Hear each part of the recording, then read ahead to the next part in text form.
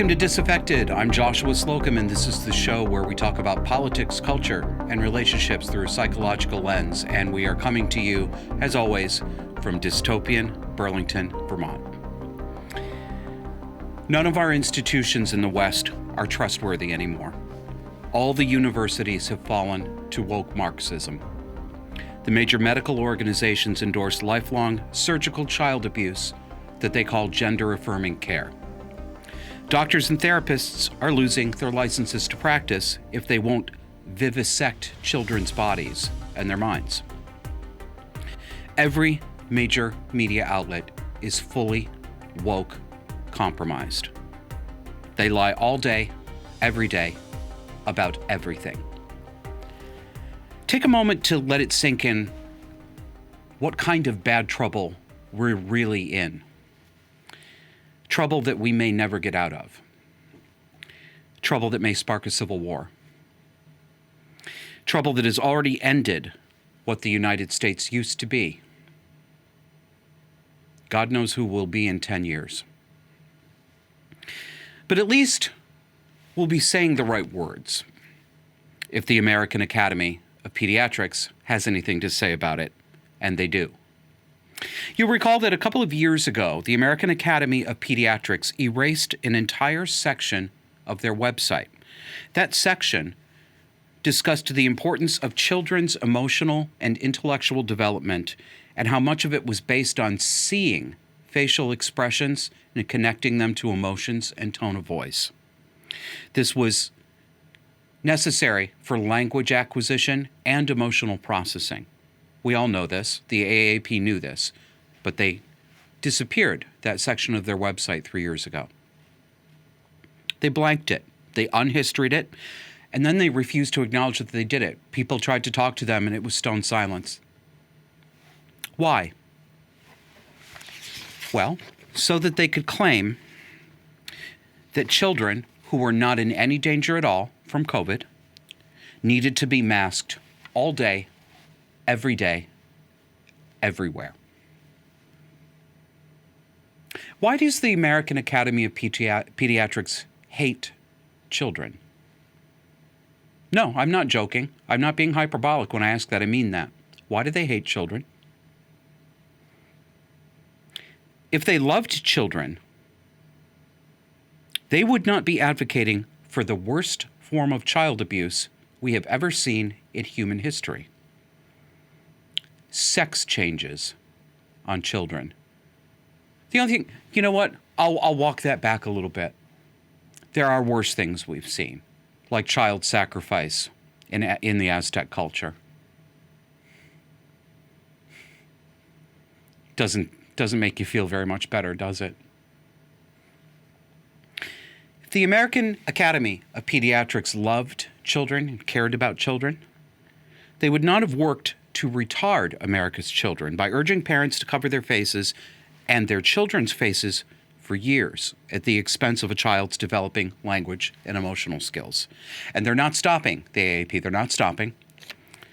These are slides that came from an AAP conference. They had to be leaked, of course. This one is provided by the Manhattan Institute researcher Lior Sapir, and it says this: gender diverse youth. This is an in-service apparently for pediatric practitioners to help them understand how best to interact with the children who come to see them in their doctor's office. So, title: Gender Diverse Youth. What do you call your parts? There are two columns. Left column is renaming feminine parts. The right column is renaming masculine parts. Oh, and by the way, the words masculine and feminine are in scare quotes, as if those were, I mean, we call them feminine, we call them masculine, but that's not real. God. So, how do we rename feminine parts? Innie, front hole, dick or dicklet, in parentheses, clitoris, T-penis, as in testosterone penis, chest/chesticles. Yes, chesticles. Moving over to the right side, here's how we rename masculine parts. Outie, junk, strapless, and bits. What does strapless mean? That's your strapless. It's your strapless deck. It's your strapless. I know. You're scratching your head. I was too. You know what that means? Lesbians, the traditional lesbian strap-on. It is, unfortunately, a lesbian tradition. I mean, not that I ladies, get up to whatever you want to in bed, okay? It's cool. Really, I don't need to hear it. So a boy's actual penis is now defined in reference to its lack of artificial straps. It's the strap-on that's the real dick. See? Wow. Let's go to the next slide. Now, wait. Do you ever remember your doctor, when you were a child, did your doctor ever speak to you this way about this subject matter? Do you recall when your children were young, your pediatrician speaking this way to your children? Does this sound normal to you? So next slide. Sexuality terms, frequently asked questions. Point 1. What is the difference between bisexual and pansexual? Answer. Bi, attraction to both genders. Notice that, genders, not sexes, genders. And they say it assumes there are two genders. God, what a stupid assumption. Pansexual is defined as attraction to all genders, regardless of gender, and it recognizes the multiplicity of gender. Paradigm of heterosexual / homosexual / bisexual. It says, hetero, attracted to opposite. If you are assigned male, identify as female and attracted to females, are you hetero, homo? It's unclear if these terms relate to genitals or gender, hence need for new language. No, it's not at all unclear. You are deliberately making it unclear to create the alleged need for the new language because you are a bunch of postmodern Foucauldian Marxist perverts masquerading as children's healthcare providers. That's why. Assumes there's two genders. Notice how they've disappeared biological sex, as if they don't deal, as if doctors themselves do not deal with actual sexed human bodies in their offices every day, often naked bodies. They can see the reality of biological sex. They even touch it. How do I know? I've been to a doctor. The lesson in this is anyone at all, anyone at any level of society, of any level of professionalism, can be made to tell any lie at all, at any time. There is no profession, no degree, no rung on the social ladder that acts as a prophylactic to this. Everyone, even the smartest people, especially the smartest people actually, can be made to tell these lies and act like they're not telling lies. We're getting a real lesson in what humans are really like certainly these past 3 years, but definitely these past 7 or 8 years. We're kind of shit, aren't we? So how about this? Here's the next one. Final slide from this presentation that was leaked. How to ask teens about sex. Basic guidelines. Ask consent. No assumptions. Use gender-neutral language. So pediatrician, do not recognize that you have a boy in there. Do not use words that have masculine connotations. Be gender neutral. Here's a suggested question.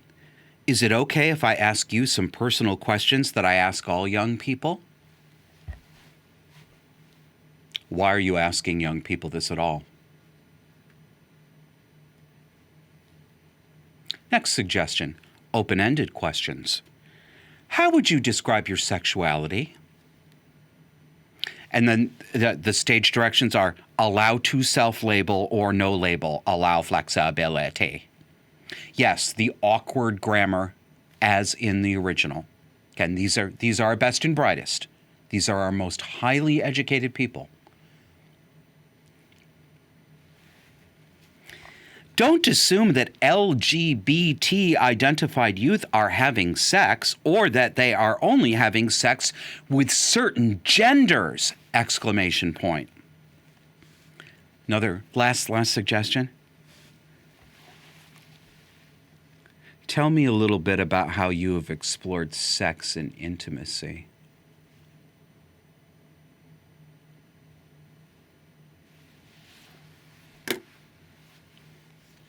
Is your pediatrician a member of the American Academy of Pediatrics? Ask her why she's part of a pedophile organization, and then fire her. Don't let your children ever be in a room alone with these people. Do not give these people business. Yes, fire her. Fire him. Your children are better off not going to the doctor in 2023. Now, in 2020, a criminal thug named George Floyd died on camera after trying to pass off a fake $20 bill to buy cigarettes and getting the cops called on him for it. He was extremely high on drugs, fentanyl specifically. George Floyd died on camera in what looked like an instance of a police officer bearing his knee down on his neck and preventing him from breathing. Derek Chauvin is that police officer. Well, it turns out that George Floyd died of a fentanyl overdose, not from being strangled, not from having his windpipe crushed. The autopsy showed no signs of injury to his windpipe. I have a confession to make. Back in 2020, I think this was the last gasp of my adherence to any beliefs in leftism. I made a real hash out of my last gasp. I wrote in public, it was on Facebook actually, I probably said it in other places as well. I wrote in 2020 that I could tell by watching that video of the interaction between Derek Chauvin and George Floyd, I could tell that I was looking at a murderous psychopath just by seeing the expression on his face while he did it. That's what I wrote. That was stupid. It was more than stupid. It was grossly irresponsible. I'm sorry that I said it. I wish I hadn't. No. If you're wondering, I'm going to anticipate you. No, I'm not going to therefore say that I've been wrong to make any and all judgments that I've made on this show about any person based on how they act, how they hold their face, the way they dress themselves. I'm not going to give that to critics, if that's what you're hoping for. It's not wrong and it's not out of bounds to make provisional judgments about people based on how they arrange their faces, how they carry themselves, the clothes they wear, the metal they put in their faces, the colors that they dye their hair with. That's not out of bounds. It's not a moral sin, and it's not completely wrong. But in the case of George Floyd and Derek Chauvin, I had no context at all other than the immediate emotional hysteria and the gathering narrative that was forming, that I was helping to form. I was helping to form that narrative against Derek Chauvin. And I allowed crowd anger to carry me along. Well, now we find out that there was almost certainly what the Brits call a stitch-up to put Derek Chauvin in jail no matter what. Of course, we didn't just find this out. You may remember this. I want you to rifle through the card catalog in your head. Look it up, Gen Z. Look it up. If you don't remember, We knew from the initial autopsy that was released maybe a month after George Floyd's death that they had found lethal amounts of fentanyl in him. We also knew in 2020, not just yesterday, in 2020, we knew that the medical examiner didn't find any evidence of suffocation. I remember reading this in several different places. I read about it then, but it wasn't allowed to be true then. And if you mentioned that you had even seen that report, you were called a racist. And then everyone claimed to forget. So, as we turn to a couple of clips from Tucker Carlson's show, I want you to go into this remembering that Tucker and me and anybody else, we did not just discover this today in 2023. This was already known. Can you roll that clip, please, Kevin? Now that we know that it was not, in fact, a pandemic of the unvaccinated, now that we know that Ukraine is not actually winning the war against Russia, it could be time to revisit some of the other slogans we've been assured are true and ordered to repeat. Are they, in fact, true? Did, for example, a racist white cop actually murder a man called George Floyd, a civil rights leader, in Minneapolis on Memorial Day of 2020? Now, we've been told that happened, told it relentlessly for more than 3 years. So at this point, we've been told it so much that pretty much everybody seems to believe it. And because everyone does kind of believe it, a small group of people has been allowed to make massive changes to American society. They include, but are not limited to, decriminalizing stealing, defunding the police, adding a new federal holiday to the calendar called Juneteenth, the ceasing of hiring all white men in corporate America, and of course, significantly, they also sent a cop called Derek Chauvin to prison for more than 40 years.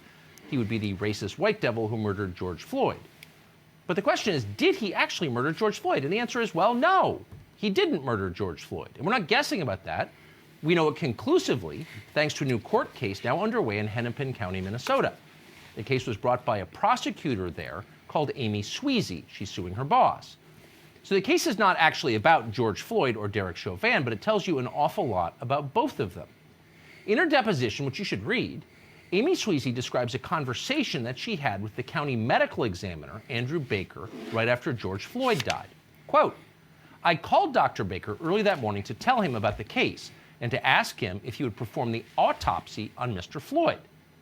Sweezy recalls all this under oath in the deposition. Quote, "He called me later in the day on that Tuesday, and he told me that there were no medical findings that showed any injury to the vital structures of Mr. Floyd's neck. There were no medical indications of asphyxia or strangulation." Interesting, huh? No medical indications of asphyxia or strangulation.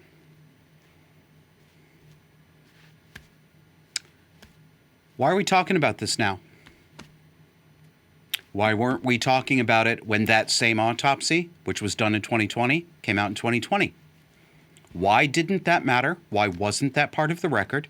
How did this court case proceed and have the outcome that it did? One more clip from Tucker's show. It was not a killing. It was yet another narcotics OD in a country that records more than 100,000 of them every year. The medical examiner clearly understood that and, in fact, articulated it. And Sweezy explains. "He said to me," she recalls in the deposition, "Amy, what happens when the actual evidence doesn't match up with the public narrative that everyone's already decided on?" And then he said, quote, "This is the kind of case that ends careers." In other words, everyone lied about it from the very beginning. This is the kind of case that ends careers. It didn't end his career, did it? Because everyone lied about it, just like Tucker said.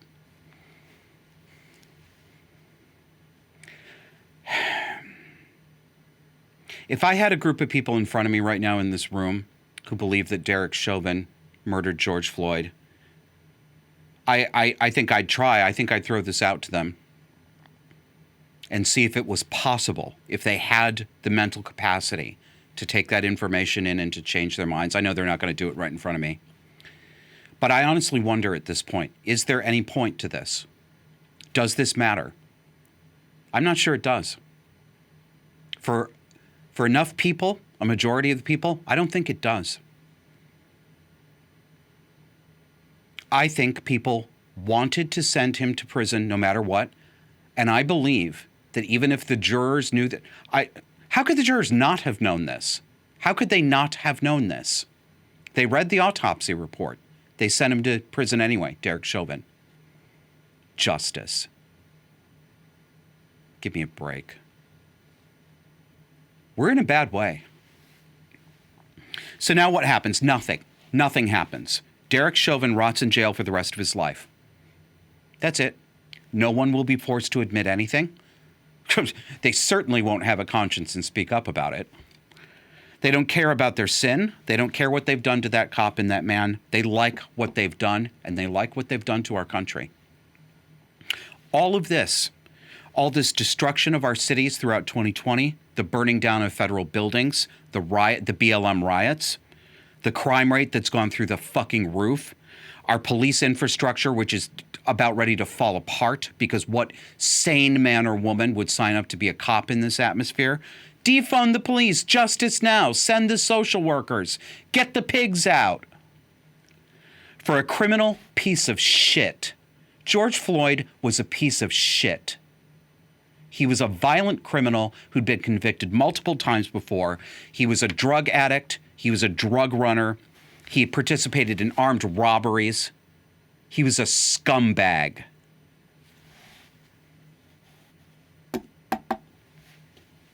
But he got to be deified because he black.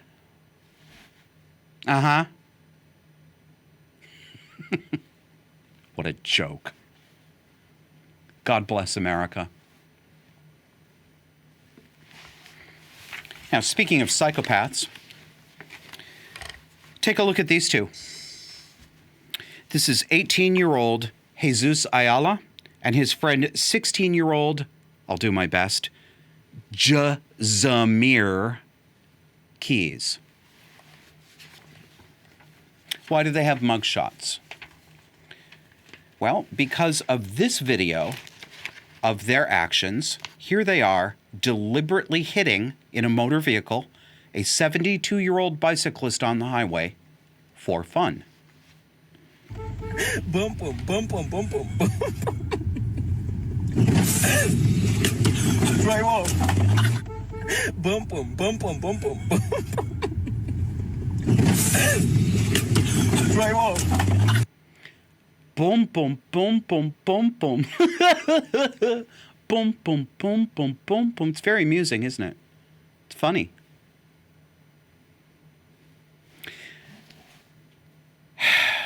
Here they are, these same two. Here they are doing the same thing in a vehicle at retired police chief Andreas Probst, whom they killed. I warn you, you're going to watch him be killed. All right, go. Take me moving in.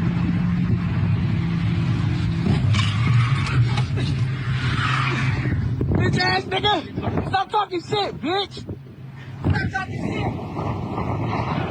Nigga! Fuck wrong with blood. Ready? Yeah. Hit his ass.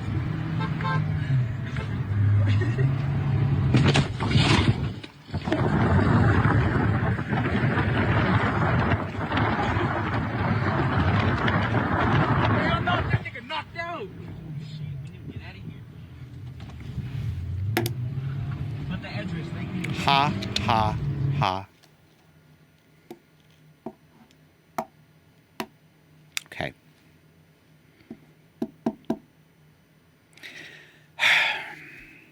I got one more.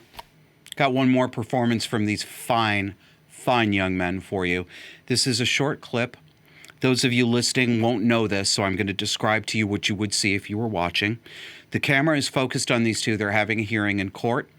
They are laughing and giggling behind. They've got their hands in front of their face, and they're making gestures at the family. They're flipping they're taunting the family in court. Take a look. You'll hear the family speaking. What did you see them doing? They were flipping us off. I would say about 3 or 4 different times.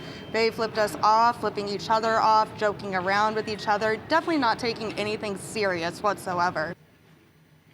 That was a family member of retired police officer Andreas Probst, whom they killed in cold blood, laughing about it.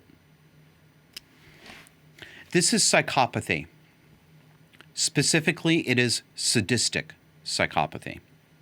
Not all psychopaths are sadists. All psychopaths entirely lack empathy and entirely lack consciences. But not all psychopaths take affirmative pleasure in the suffering of others. That's the definition of sadism. Not all psychopaths are sadists. These two are. Oh, if you're wondering if, well, Josh, aren't you contradicting yourself? Didn't you say earlier in this segment that you could tell that Derek Chauvin was a psychopath just by looking at him? No, I'm not contradicting myself. As I said earlier in this segment, I had no context other than the video of what I was seeing in the height of big emotional hysteria about Black Lives Mattering and nasty white pig cops. I made a stupid error in judgment. I'm not making an error in judgment here. These bastards, these demonic little bastards, taped themselves. They filmed themselves doing it. They admitted it. They did it for fun. I have zero problems calling them the obvious psychopaths that they are. Bum, bum, bum, bum, bum. Bum, bum, bum, bum, bum. You know, I can't wait for them to get some bum, bum, bum, bum, bum in prison, if they get prison. And I don't care that that little son of a bitch is 16 years old either. He's still a psychopath. These are the most dangerous types of psychopaths, the sadists. They cannot be cured. They cannot be treated. There is no treatment. Oh, they'll get treatment in prison. They'll get court-mandated psychiatric treatment, which of course doesn't exist because psychopaths can't be treated, and everybody in the mental health profession knows that. But what it will do is teach these young men how better to manipulate prison officials and prison psychiatrists in order to get what they want. In short, it will make them more dangerous. The only way to protect people from psychopaths like this is permanent prison with no possibility of parole or death. We've got a choice to make. All right, we're going to wrap this segment up here. And as we take you out, we want to ask for your support.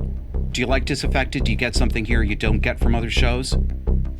We'd love to have you help us make it. There's two main ways to help support this show. You can go to our Substack, which is disaffectedpod.substack.com. And there's a lot of writing over there. Some of it is members only. So if you sign up there, you'll get access to our paywalled archives. You can also choose Subscribestar, subscribestar.com/disaffected. And you sign up as a subscriber and you get access to our Discord, which is chat rooms with video and lots of stuff. We've got more than 400 people in there who are also show supporters and a lot of different topic rooms, lots of conversation going on. We'd love to see you there. See you after the break.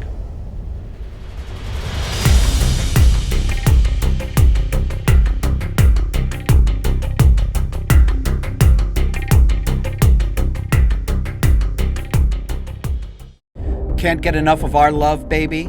That's because you're not subscribed.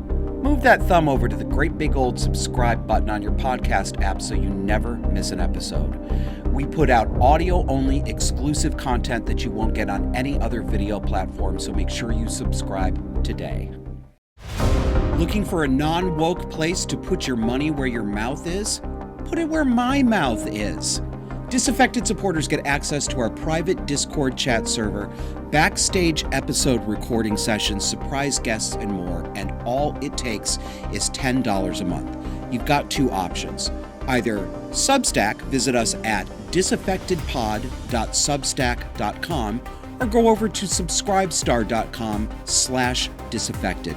Remember, choose the $10 level or higher for Discord access.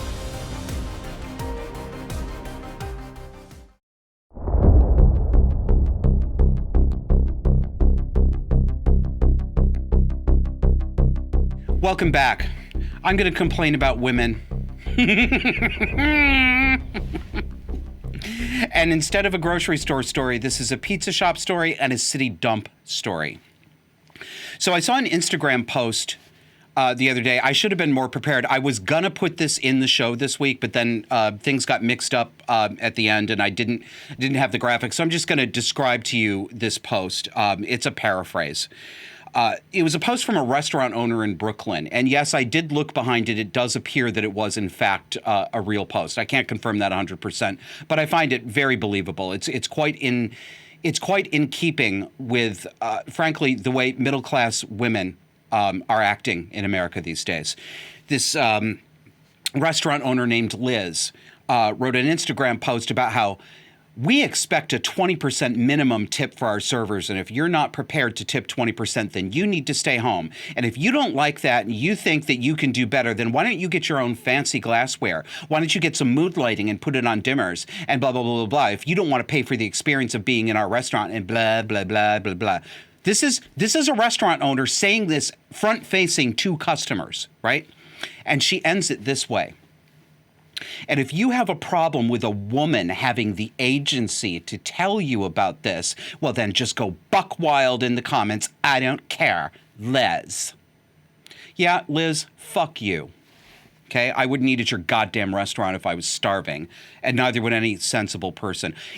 When did this start happening?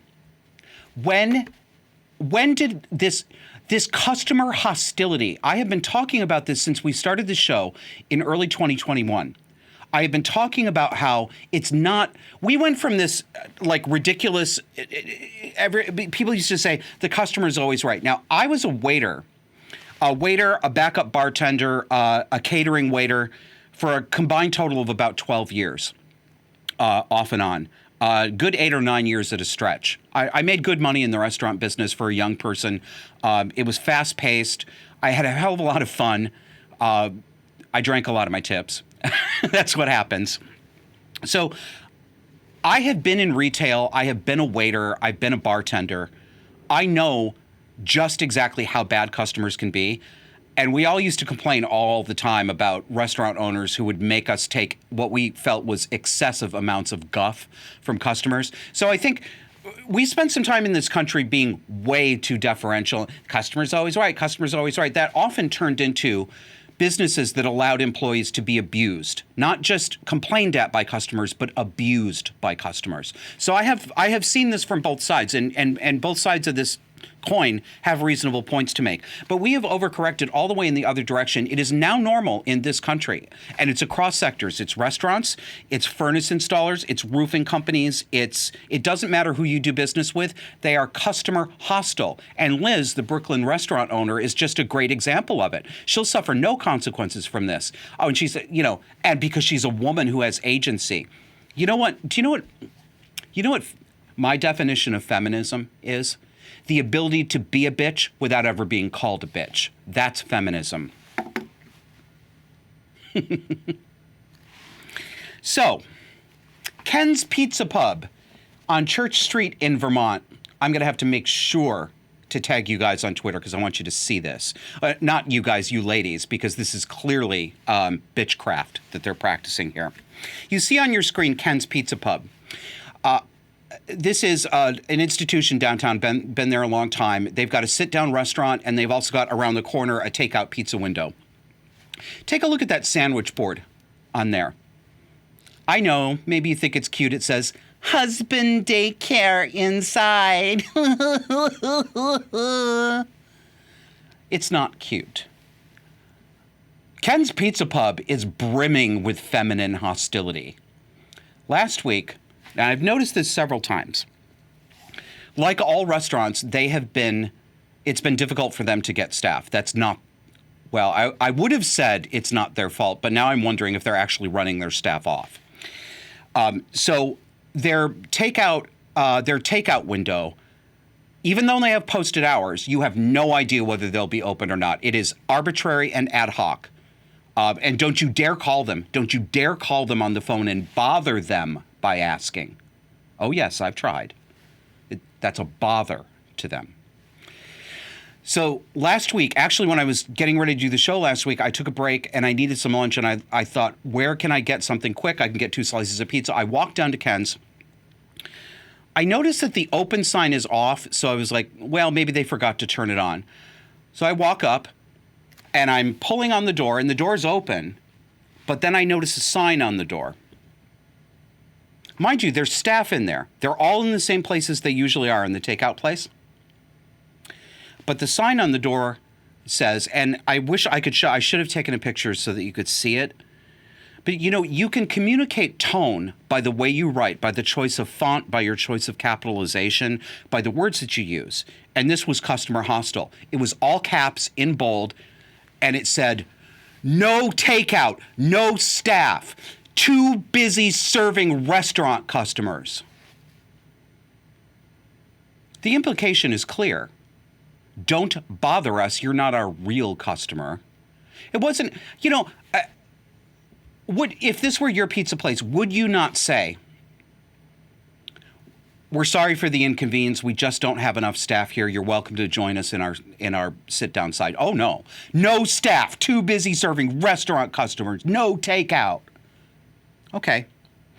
Kevin was telling me about his last experience at Ken's Pizza Pub. This place drives him crazy. He goes into orbit when we talk about that husband daycare sign. That kind of shit from women drives both of us crazy. But this really gets Kevin's goat. Last time he went to get a couple slices of pizza, it was about 30 minutes before closing, which is, I'm sure, probably why they resented him. He put in his order at the takeout place. There wasn't any place to sit, so he walked around the corner on Church Street, which is our pedestrian promenade. Ken's has a cordoned, roped-off area where there are tables out on the cobblestones in front of the restaurant. Nobody was there. There were 0 patrons. So Kevin just sat down at one of those tables to wait for his order to come up. And the blonde waitress comes over and says, you can't sit here. This is for sit-down customers. She literally made him get up, walk outside the rope, and stand up because he broke the rules. It's not for takeout customers. All right. Are you getting the picture of the hostility of this place yet? So I walk away from the takeout area and I'm pissed off because this is the 3rd or 4th time that I've walked over there, and in the middle of the day during their normal business hours, they're just simply not open. I mean, I can be pissed off about it's just irritating when it happens over and over again. Oh, trust me, I've learned my lesson. They're not getting another dime from me. I don't care if I'm starving. But then I walk around and I look at the front of the place and I see a new sandwich board, again in cutesy, girly handwriting about husband daycare with little flowers and smiley faces on it. Passive-aggressive bullshit. Then I look at the actual printed metal sign. This is new. It wasn't there a few weeks ago. Big sign right over the door into the dining room. Again, all caps, very aggressive. It says, be nice or leave. Okay, Ken's. Fuck you. Fuck you. I return your contempt. You have contempt for me as a customer. I have contempt for you as a business owner. If you want to stay in business, have you considered reining in the bitchery that you're projecting? Yeah, I know. You don't have to care about it because all the Montrealers will come down and go in there anyway, and they won't even know what you're saying to them because half of them don't speak English, so you probably can get away with it. But what a shitty, shitty way to treat your customers. But again, audience, new normal. We're seeing more and more of this everywhere. All right. I called this segment mailbag, but that's not quite accurate because it's responses I got on Twitter. I'm going to read a thread that I wrote on Twitter because it's set up. What I really want you to hear are the responses that I got. This is a thread I wrote on Twitter giving sort of an abbreviated summary of what it was like to grow up with a mother with borderline personality disorder. So I'm going to read it to you. This kind of stuff is going to be familiar to longtime viewers and listeners, but if you're newer to Disaffected, you may recognize something from your own life in what I'm about to say. And after that, I'm going to read you a selection of responses from other people who also had cluster B upbringings. And that's the value of telling this kind of story, this kind of personal story. You see how many other people have also suffered through what you thought was your own unique private hell. Here we go. My mother has a personality disorder with strong features of borderline and narcissism. I do not speak to her because she is fundamentally abusive. None of her children and none of her family speak to her. She will die alone by her own choice. But she was not born this way. Like most borderlines, my mother was raised in an abusive household. Alcoholism, poverty, and personality disordered parents ruined her character. I am the firstborn in my family, and like many borderline mothers, mine turned me into a surrogate husband. She told me confidences that should only have been shared with an adult friend, counselor, or clergyman. Yes, that includes sexual things. But it was everything else, too. All of her insecurities, all of her fears, all of her failings and worries. And I was in this role starting from about age 7. Not uncommon. My mother was and is functionally just a girl. She's not a grown woman.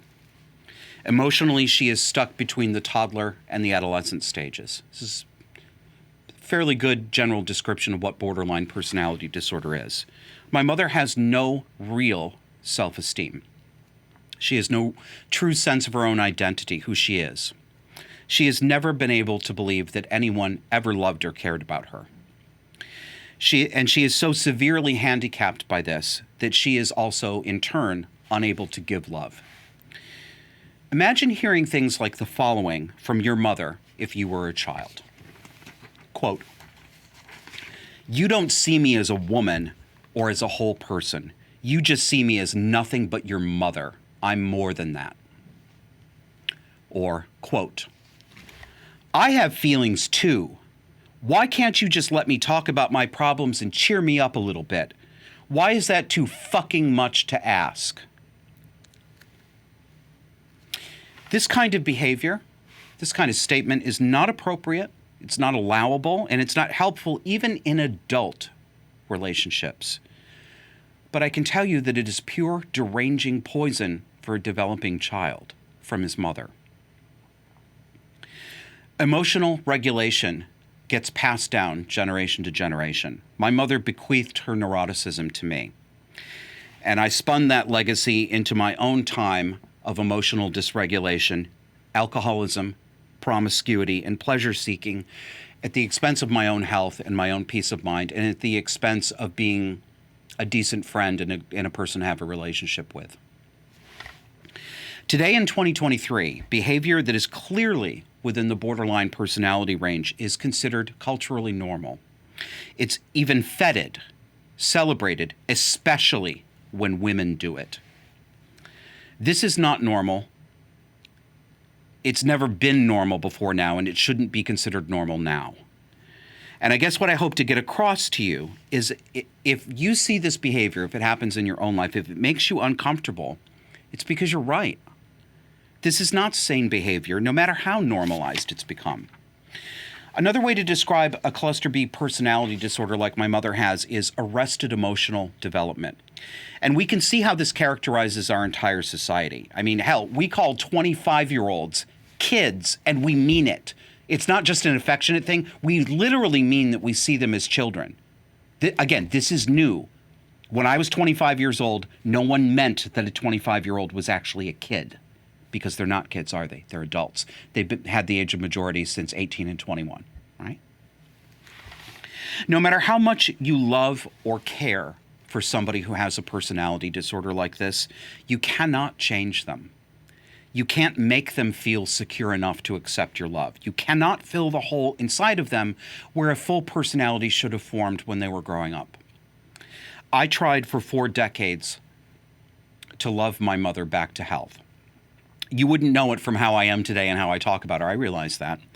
But I did truly love my mother, especially when I was young. And yeah, I am saying what you think I'm saying. I do not love my mother. I don't hate my mother, but I don't love her. And I haven't loved her for a very, very long time. That is also normal. It's not possible to love someone who, even if she didn't mean it consciously, tried to destroy you. And that's what borderline mothers do to their children. They try to annihilate them. But I tried. I wanted to love her. I wanted to show her love, but she would not let me. Now, here are some of the responses to that thread. And I'm pulling them out because if I know that there are some of you who are listening to me right now that this is going to resonate with. And there's at least one person in this audience who has never heard this before. I hope. And I want to give you a feeling of fellowship. I want you to know that you're not alone. First response from Twitter user Tony T. She says, "Thank you. I searched for this type of connection because I'm going through hell right now, still reeling from my borderline mother's death and the fact that she gave her boyfriend $20,000 before she died as a way to punish my sister and me. The lies she told, mostly about me as the oldest, still sting." User Hysterical Lady Brain. Nice one. She says this. "This was really moving. My mother had narcissistic personality disorder and a childlike emotionality. I was not allowed a sense of self, and I was there to serve her immature needs. She was even jealous of me, inappropriate behavior, etc. I woke up in my 30s and realized that I didn't love her for a good reason." User M Testing says, "So much understanding and empathy sent out. My mother wrecked our family, almost destroyed me and then my marriage before I realized what was going on." User Tarmar Far says, "A lot of this resonates me as a child of a BPD mother. The part where you say she will always remain a child is the most real thing to me. I don't blame my mother because her past was horrific, and we did, in a sense, feel love from her. It was like we were her best friends." I'm going to say something about that. That's well put. In a sense, we felt love from her. Borderline mothers can also make their children feel like their children are their best friends and that mom is your best friend. It's the thing with borderline. It's black and white. They go back and forth, hot, cold. I hate you. I love you. I hate you. Don't leave me. Right? One day they love you. The next minute you're the worst. You're not her best friend and she's not your best friend.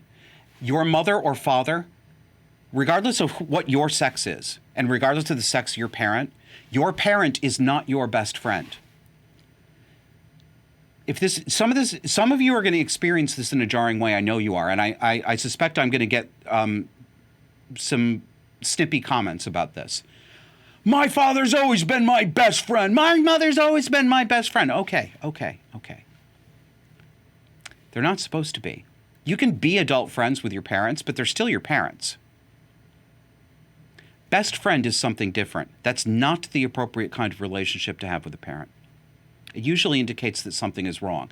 If you felt like your mother was your best friend and you were your mother's best friend or your father's best friend when you were 13, that's not functional parenting. That's dysfunctional parenting.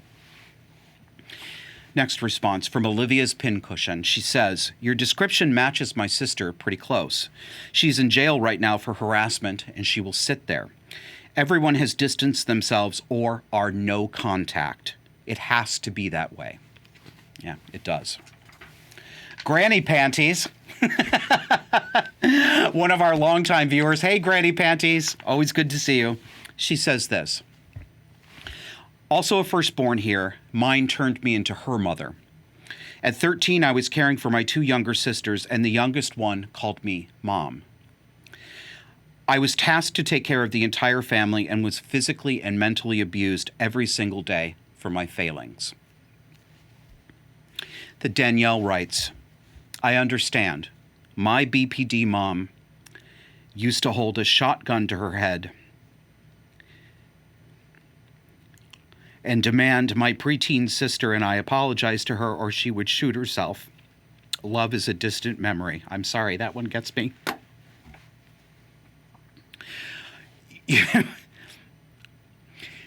The suicidal gestures that some of these mothers will make, people find them unbelievable, but they happen. That's one of the worst I've heard. My mother threatened suicide, but she never held a gun to her head, and it's hard to explain. It's hard to explain what that does to you emotionally when your parent not only says she wants to kill herself or she wants to die, but she implies that you're the only one who can stop her. It is torture. It's torture. Final response. Katie says, my heart aches as I read this. I so wanted to give my mother everything she needed, but she needed so much. Since she had nothing to give me, I had nothing to give her. So, thank you to everybody who responded to that and who told a little bit of your story. Because every time you do, at least one other person first realizes that she is not the only one who has been through this. And that there's a name for it. All right. I want to talk a little bit about fairy tales again. Fairy tales have been the vehicle that we use to pass down foundational moral lessons to children. Cross-culturally, every culture has fairy tales. They teach about bad parents, bad families, good families, and about predators. Hansel and Gretel recounts what happens to children when their parents don't love them. It's a model of the wicked mother and the submissive father who does her bidding. You know, when you think about Hansel and Gretel, we think of the villain, the witch in the Candy Cottage. And she is the villain, but she isn't the only villain. Go back and read the Grimm fairy tale. The primary villains are the parents. There's a famine. The family doesn't have enough to eat. The mother conspires with her husband in bed at night and says, tomorrow we're going to get up and we're going to take the children out into the forest. We're going to leave them there and they won't be able to find their way back and we'll be rid of them. And at first her husband argues with her, wife, we can't do that to our children. And she responds by saying, they starve or we starve. And so he does her bidding. Those two are the primary villains in Hansel and Gretel. The witch is not the only lesson they're trying to teach. Little Red Riding Hood teaches children that costumes are not character. Wearing the clothes of a grandmother does not make a wolf a grandmother. But modern culture is reversing the moral of fairy tales. Today, parents and adults are deliberately breaking children's intuition and reprogramming it to make the children vulnerable. They're teaching their children not to assess danger, not to question someone wearing a grandma costume. It's depraved. Behold, take a look at this nice, pretty little girl standing in a park. Audio listeners, you're not looking at anything. That's why you're on audio. On the screen here is a fully grown man, has to be in his 30s or 40s, wearing a little girl's flouncy dress with a petticoat that goes down just to crotch level and features great big girl diapers coming out from underneath, and he's hugging a dolly. Isn't that a nice little girl? Ugh. You wouldn't want to be mean to her by refusing to play with her, would you? Twitter user Label Free Brands, another really good one, puts it this way. Imagine a girl comes across this person at a park.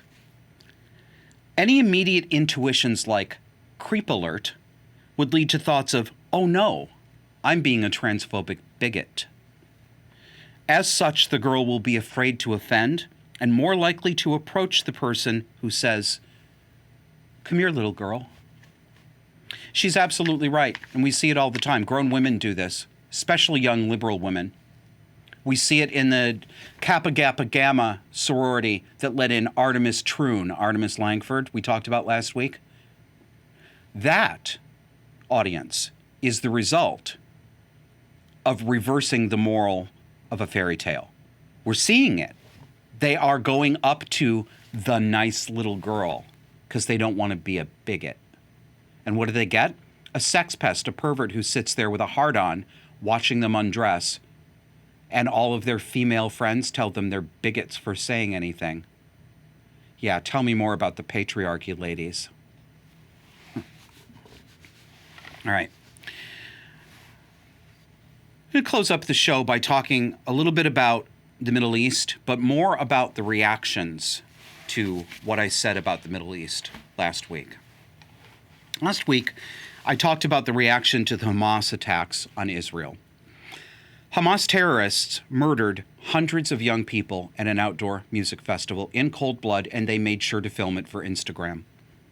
They raped women, and they did so deliberately next to the corpses of these girls that they were raping, their friends, the corpses of their friends, so that the rape victims would have to know before they died how very low they were, how they were trash, how they were objects, holes, not humans. Some of these psychopaths raped these women and children so badly that they broke their pelvises. You would think that all people of good faith would rally for Israel's right to defend itself and to take these psychopaths out. But you would be wrong.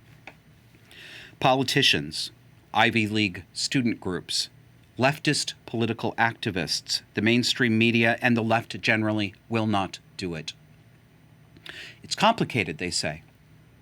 You have to look at the nuance they intone. I mean, Israel's done a lot of bad things, hasn't it? So, of course, Israel really should temper its reaction and not genocide. Yeah, this is what they say about Israel defending itself. It's disgusting, and it's revealing, too. Before last week, I had no real idea how many Westerners either hate Jews for being Jews or are so morally soft-headed that they would call on the victims of atrocity to exercise restraint rather than asking them how they could help defend their innocent. In fact, somebody on Twitter this week, I said things on Twitter very similar to what I said on the show last week. You know, I say the same kinds of things. Tweeted me, one of my followers tweeted me a picture of Adolf Hitler captured in a candid photograph with a couple of little German boy and girl. And he said, "I didn't know you were a Jew." Unfollowed. Well, in point of fact, I'm not culturally Jewish. I'm not religious. My father, who I never met, but my father was an Ashkenazi Jew, but my mother is English. So Jewish descent is matrilineal. So I'm not technically Jewish. But it doesn't matter now. I'm not saying, but I'm with the Jews on this one, okay? Hold your fire, okay? I know right now what some of you are getting ready to tool up with your comments. Hold your fire. I have more to say. One commenter left this last week. This is a short one, but there were several comments. It wasn't the majority of people. We've got a great audience, but there's always some. Really took me to task on what I said on Israel. This one says, "Josh, I urge you to investigate further the Israeli-Palestinian conflict. Your emotions took over and clouded your judgment, in my opinion. Dig deeper." Commenter. Yes, you personally. Which of my emotions clouded which of my specific judgments? Was it my distaste for the cold-blooded murder of civilians? Was it my horror at young women being raped next to the corpses of their friends? I know, rape is complicated and nuanced. Civilian murder has to be put in the correct context of a variegated tapestry and a long history of et cetera, et cetera, et cetera, right? A few other commenters said similar and some with a lot more detail. Here is my response to all of them as a group. Nothing that I just said in this monologue and nothing that I said last week included any of the following claims. 1, Israel has never done anything wrong. 2, no Palestinian has any legitimate grievance about their living conditions. Or 3, Israel is morally perfect in every way. I made none of those claims. I didn't make any of those claims last week. I didn't even say anything that reasonably implied those claims, or anything that any viewer or listener could reasonably have extrapolated into those claims. When I took piano lessons for the first time in my 30s, my teacher would have to correct the mistakes that I had built up in between my lesson last week and the one that I was taking when I was practicing by myself at home. My sight reading for sheet music is very poor. It's very difficult for me. Even with practice, it's really hard. So it was easy when I was practicing alone for me to make mistakes without knowing that I wasn't playing the music exactly as it was written. I had no idea. And here's the reason for that. I have an exceptional ear for melody, harmony, and Western musical grammar. It's innate. I'm a bad musician, but I have a really good ear. I understand music intuitively. My mistakes sounded good. They didn't sound like mistakes because they were all the correct notes from the right chord. They weren't the right notes for the score, but they were in the harmonic series, the correct harmonic series. So it doesn't sound like a mistake. If you didn't know the score, you wouldn't know from listening to my playing that I was making a mistake. And I didn't know for that same reason. My teacher, Sylvia, said, "Josh, you're composing again. You're not playing, you're composing." She was great. I didn't realize I was substituting an E for an A, for example. And I didn't realize that I was inverting the attack on my trills or I was doing something else wrong. Several viewers last week were composing. They were composing my words, my thoughts, and the implications of my words and thoughts. They told me in the comments that I got in the wrong moral end of the stick. I shouldn't approve of Israel inflicting genocide on Palestine. Really? Really? And I struggled with this a little because, again, it's a small minority of people, and I don't, as a show host, I don't want to attack my audience, but I'm a pretty accessible person. I'm a pretty engaged show host because I'm small. I'm not a household word, so I talk to a lot of people. And I really, I really would like these audience members to take this to heart and think about it. Because they weren't talking to me. This is a microcosm of what people are experiencing all over the place. The reason I'm harping on this is because I'm seeing other people subjected to these conversations from their friends, their colleagues, their workplaces, and it's really disturbing to me. The people who said these things were not talking to me. They were talking to a character they had made up in their minds. They were not reacting to my words. They were composing my words. I don't think most of them knew this, and I don't think they meant to do it.